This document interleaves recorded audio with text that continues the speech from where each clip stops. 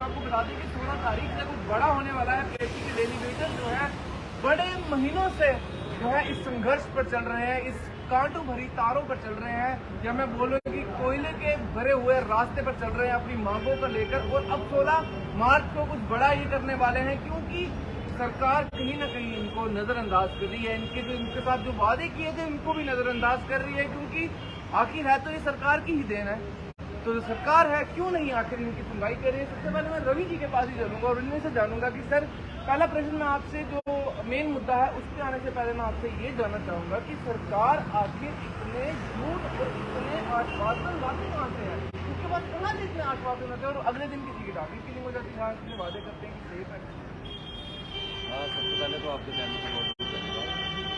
जैसे आपने सरकार का जिक्र किया, तो जिसके सरकार की मुखिया ही झूठे तो वो सरकार झूठ ही बोलेगी और करेगी क्या।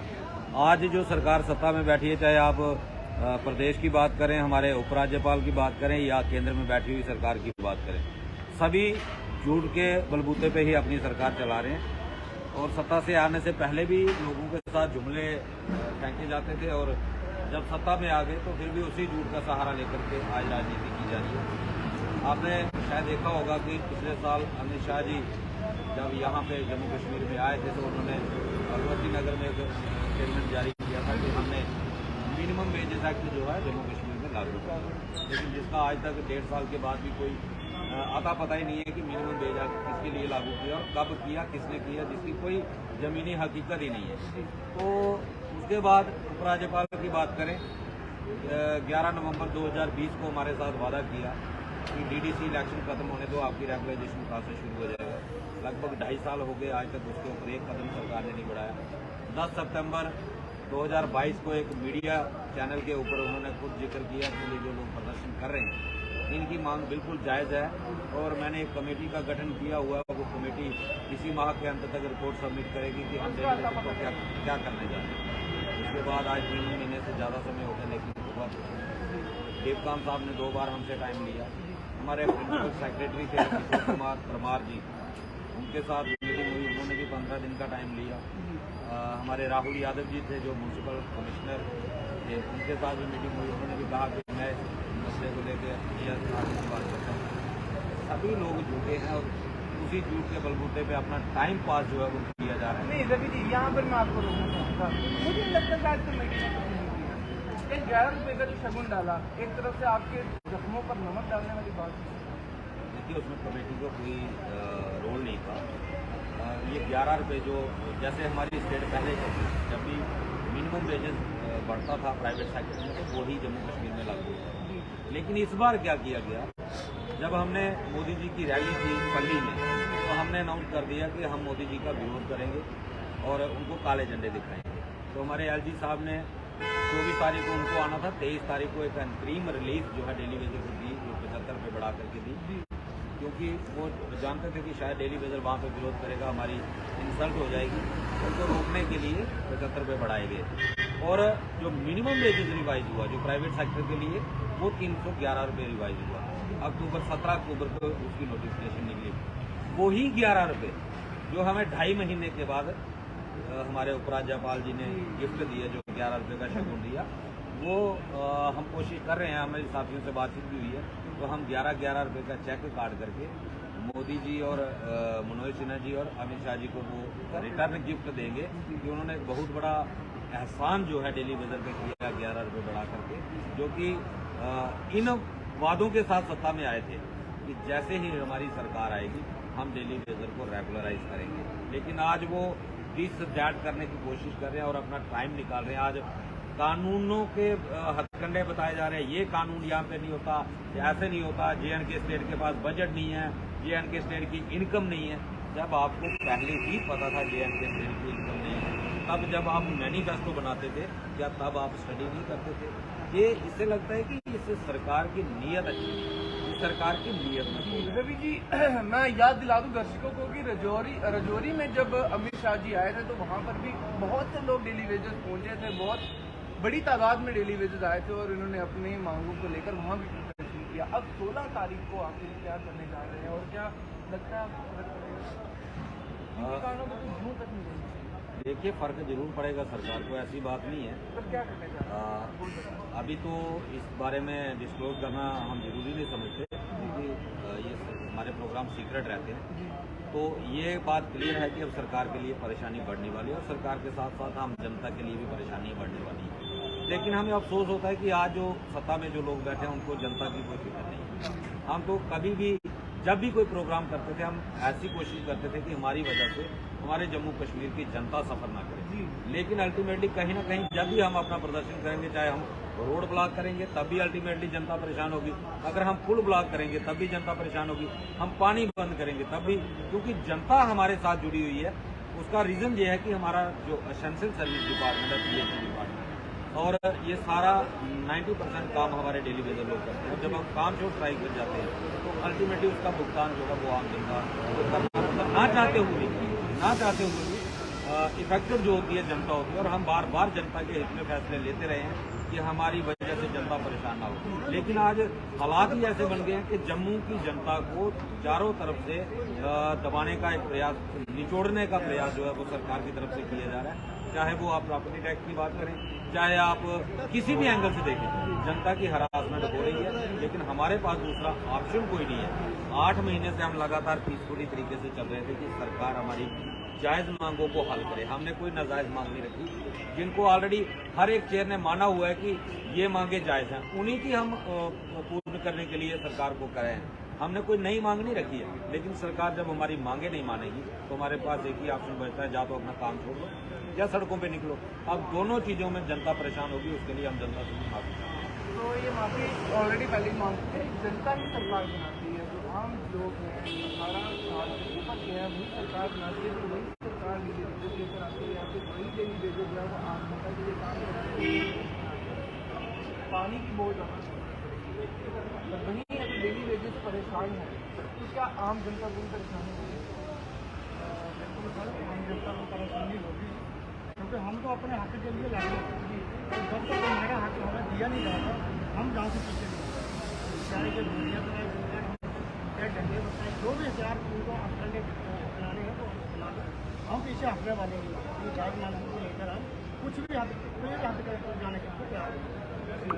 सर आपका डिपार्टमेंट मेरे ख्याल से बहुत, आप ही का डिपार्टमेंट है, KC डिपार्टमेंट ही एक ऐसा डिपार्टमेंट है जो काफ़ी लंबे समय से प्रदर्शन करता हुआ आ रहा है और उनकी मांगों को अभी तक नहीं जो है पूरा किया गया है।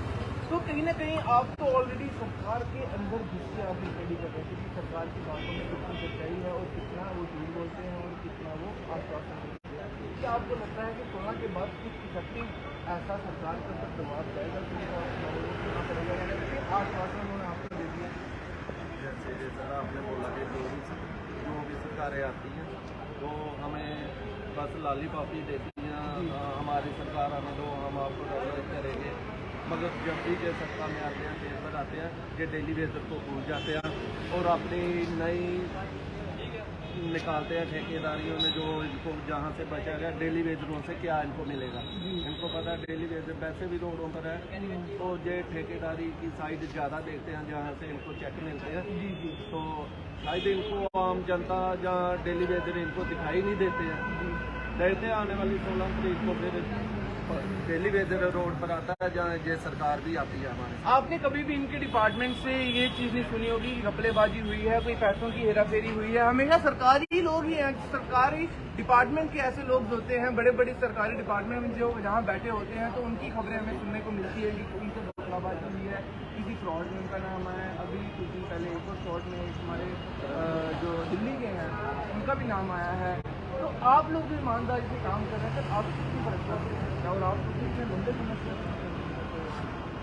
ये राज्य प्रशासन की नलायक है कि कोविड में काम करने वाला वर्कर जहाँ डेली वेजर आज दर बदर की ठोकरें खा रहा है एलजी प्रशासन के होते हुए।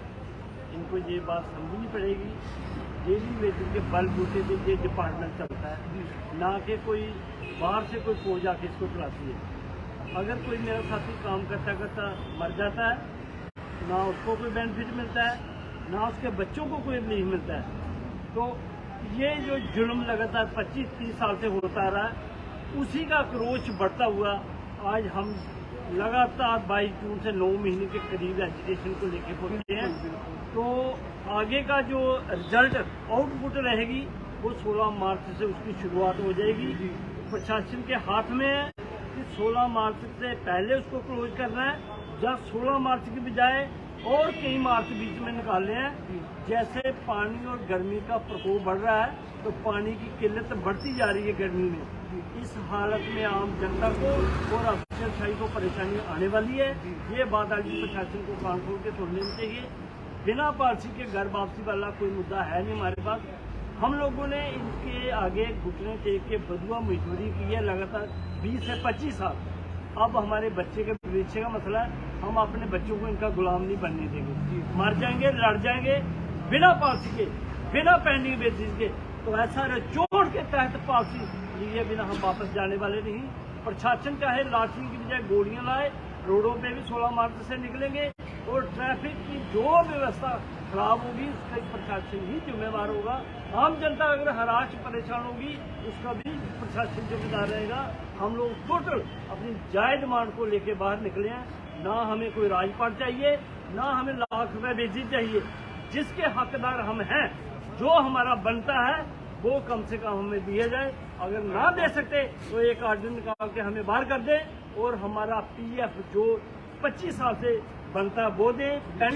दूर की बात है, 60,000 से ऊपर जो फैमिली, आपके सवाल आपको जानना चाहूँगा, 60,000 से ऊपर कितने फैमिली मेंबर्स होंगे और कितने वोट जो है वो उन्होंने दिए होंगे। तो अभी भी सर इतनी बेवकूफ़ की सरकार है नहीं, तो आपको लगता है कहीं ना कहीं इस्तेमाल आप किया जा सकता है इस चीज़ से। और आपको विश्वास है ऐसी सरकार पर जो कुछ महीनों पहले ये कहती है कि कहीं भी प्रॉपर्टी टैक्स नहीं लगेगा, चिंता करने की ज़रूरत नहीं है, किसी भी जगह पे प्रॉपर्टी टैक्स लागू नहीं किया जाएगा। और अब आपको रेट्स कितने को मिलते हैं अलग अलग जगहों में। देखिए, मैंने पहले ही कहा था कि ये सरकार झूठ के बलबूते पे चलती है। आपने जैसे जिक्र किया, पहले थोड़ी देर पहले मेरे ख्याल 2 या 1.5-2 महीने पहले एलजी साहब की तरफ से एग्जाम दिया गया था कि किसी को प्रॉपर्टी टैक्स नहीं लगेगा। बिल्कुल। और परसों की एलजी साहब की स्टेटमेंट है कि अगर आप आईफोन खरीद सकते हो, डाटा यूज़ कर सकते हो, तो आपको प्रॉपर्टी टैक्स देने में क्या तकलीफ है, देने में आपको क्यों हर्ज है। तो आप खुद अंदाज़ा लगा लें, एक ही चेयर के 2 स्टेटमेंट्स अलग अलग और 1.5 महीने के अंदर बदल जाते हैं, तो उन पर हम क्या भरोसा करें। रही आपने बात की 60,000 डेली वेजर की, तो ये 60,000 नहीं, मुझे लगता है कि ये अप्रॉक्सीमेटली अगर आप इफेक्टिव करने की बात करेंगे 12 लाख वोटों पे असर होता है। 60,000 का अगर 10 का कैलकुलेशन भी करें तो 6 लाख। और पीएचई डिपार्टमेंट और बिजली डिपार्टमेंट 2 विभाग ऐसे हैं जिनका सीधा जनता के साथ कनेक्शन होता है, और एक डेली वेजर जो है वो 100-100, 200 वोट खराब करने की हिम्मत रखता है, और ये सरकार बदलने की हैसियत रखता है। और अगर किसी को कोई कन्फ्यूजन है तो जो पूर्व मंत्री रहे हैं, पूर्व सरकारें रहे हैं, उनसे जाकर के पूछ सकते हैं कि डेली वेजर की ताकत क्या है और सत्ता बनाने में और बदलने में डेली वेजर का क्या रोल रहता है। पता रूलिंग पार्टी के लोगों को भी है, क्योंकि ये लगातार इलेक्शन कंटेस्ट करते थे, लेकिन 2014 में जब इन्होंने नारा लगाया कि हमारी सरकार आएगी तो हम डेली वेजर के साथ इंसाफ करेंगे। इन पुरानी सरकारों ने डेली वेजर को धोखा दिया है, इन्होंने इनको रेगुलाइज नहीं किया, हम करेंगे, तब जाके बदलाव आया और इनको पहली बार सत्ता का हिस्सेदार बनने का मौका मिला। लेकिन अब डेली वेजर ने भी एक फैसला किया है, गिव एंड टेक। जो हमें रेगुलाइजेशन देगा डेली वेजर उसका समर्थन करेगा, और जो हमें गुमराह करने की कोशिश करेगा उसके खिलाफ डेली वेजर कैंपेन चलाएगा और उसको भी वहीं पहुंचाएगा जहां पूर्व सरकारें। तो बहुत बड़ा आंकड़ा जो है ये सामने देखने को आपको मिल सकता है, और ये सरकार गिरा भी सकते हैं और सरकार उठा भी सकते हैं, लेकिन फैसला अब आपके हाथ में है कि 16 मार्च का आपको इंतजार करना है। कुछ ऐसी वारदातों का आपको इंतजार करना है कि जो आप होने से रोक सकते हैं। फिलहाल इंतजार रहेगा